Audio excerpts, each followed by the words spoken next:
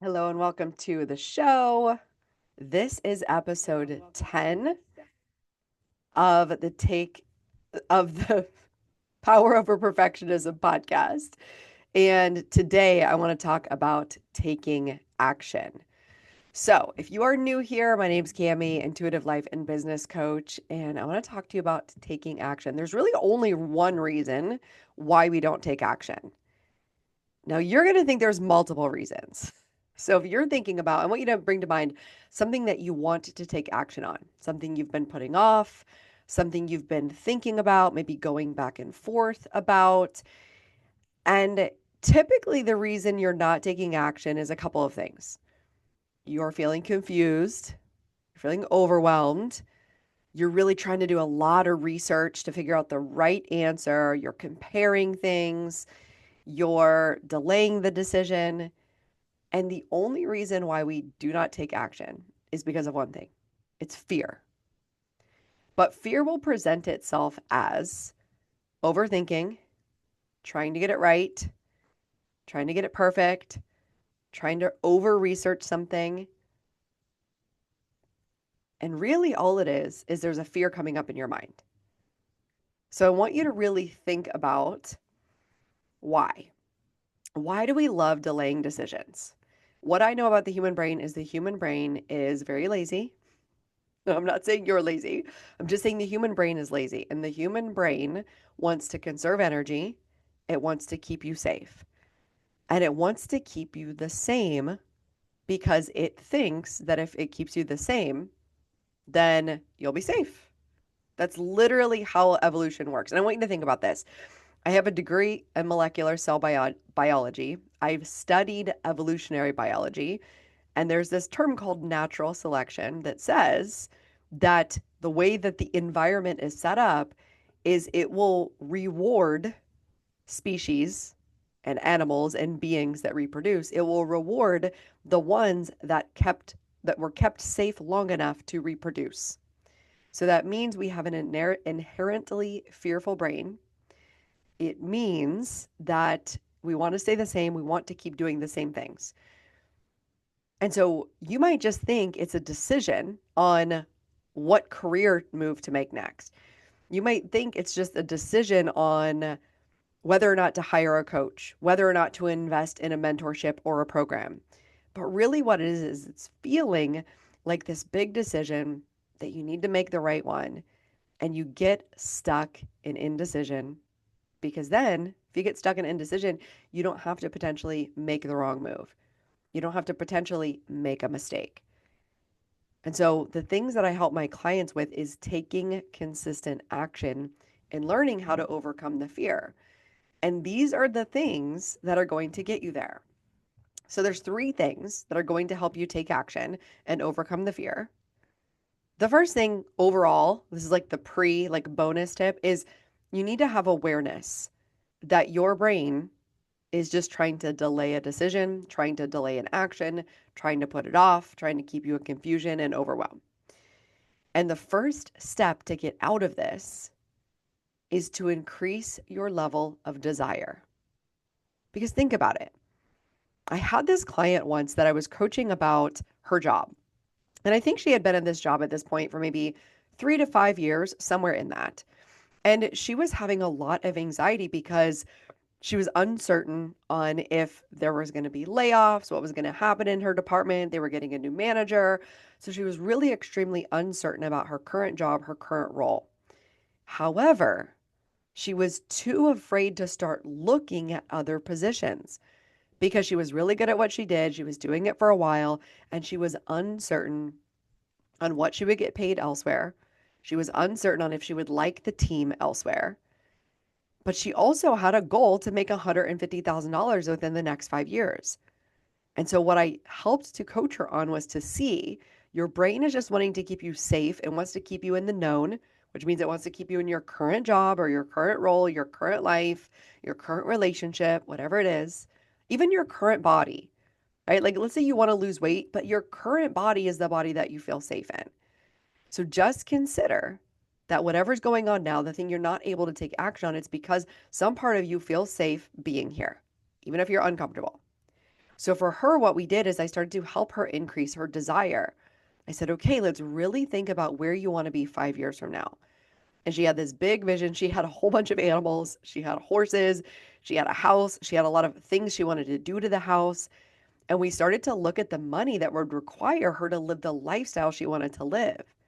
And as soon as we increased her desire, right, really asking yourself, what do you want and why?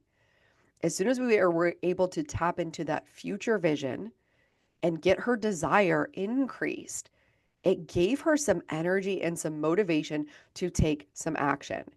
So all I did with her is just invite her into a baby step. I said, hey, why don't you just go look and see what's out there?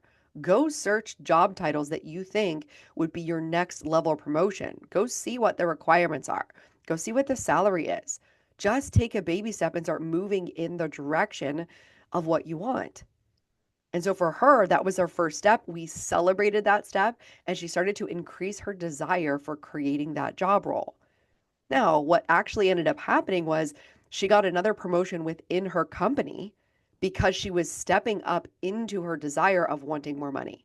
So it doesn't always mean you have to leave the job or make a big change, but it's really allowing yourself to step into desire of what you want and then starting to take action in order to get there. So the number two thing that's going to enable you to take action is called self-concept. And I covered this on the podcast already. It's also known as identity.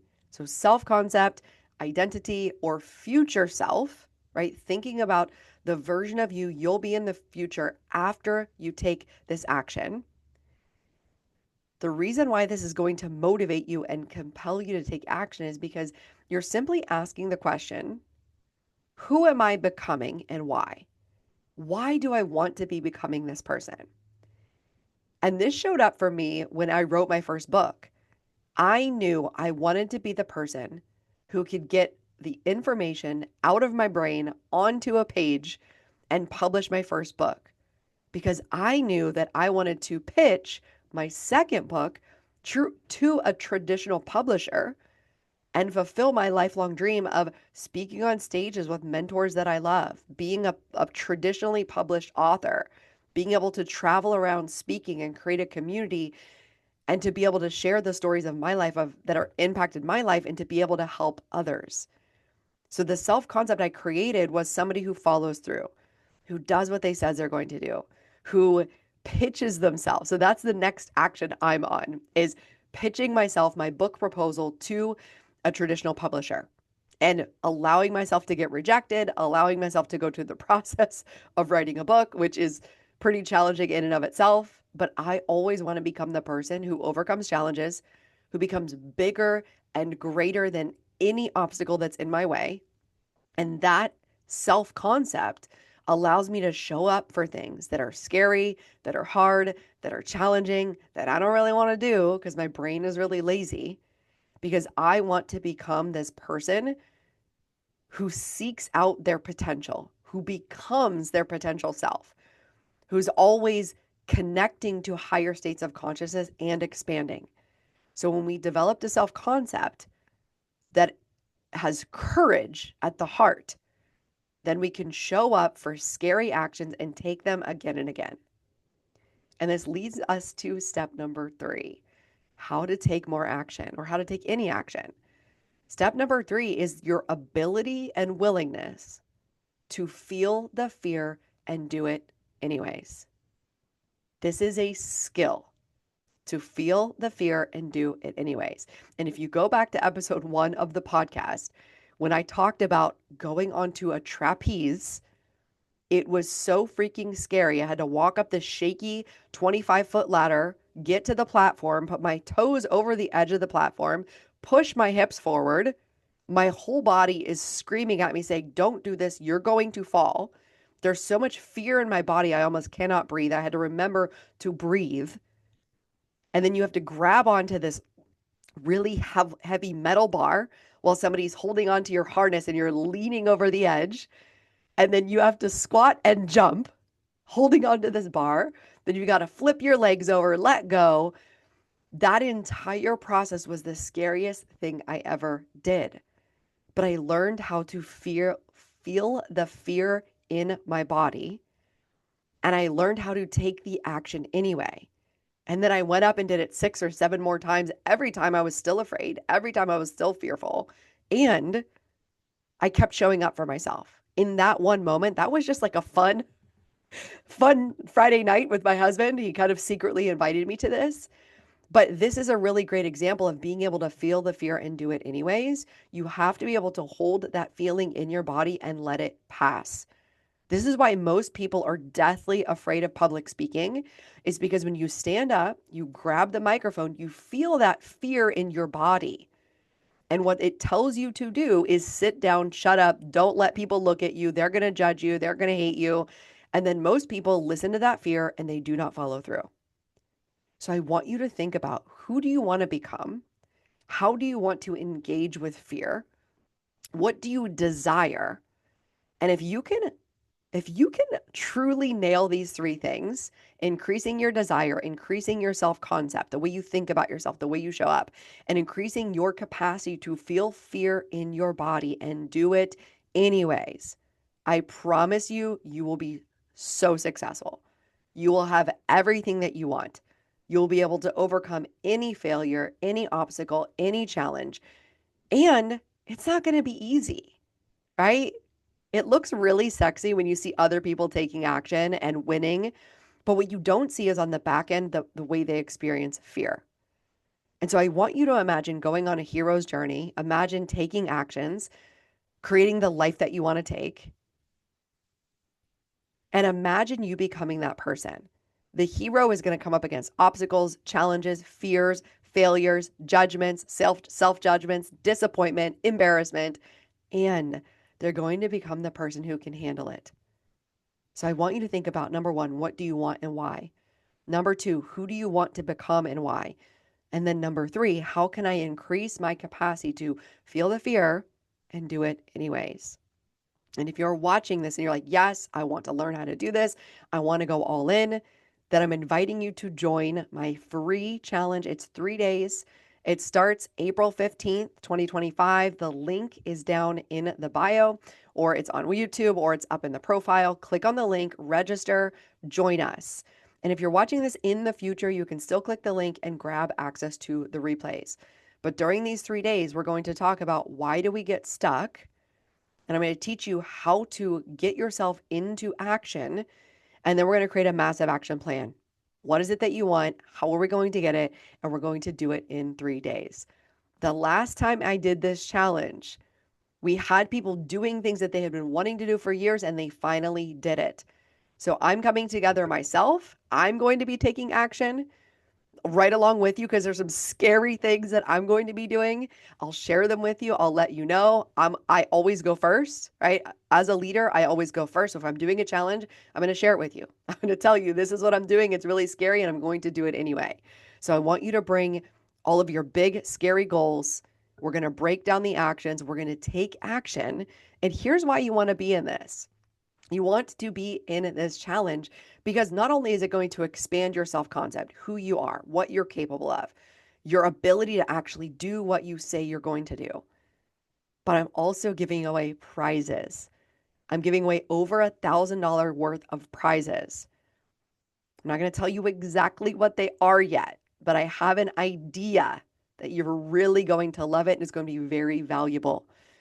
I really love to reward people who participate. So the prizes are only going to be for people who are engaging live and taking part in the actual challenge.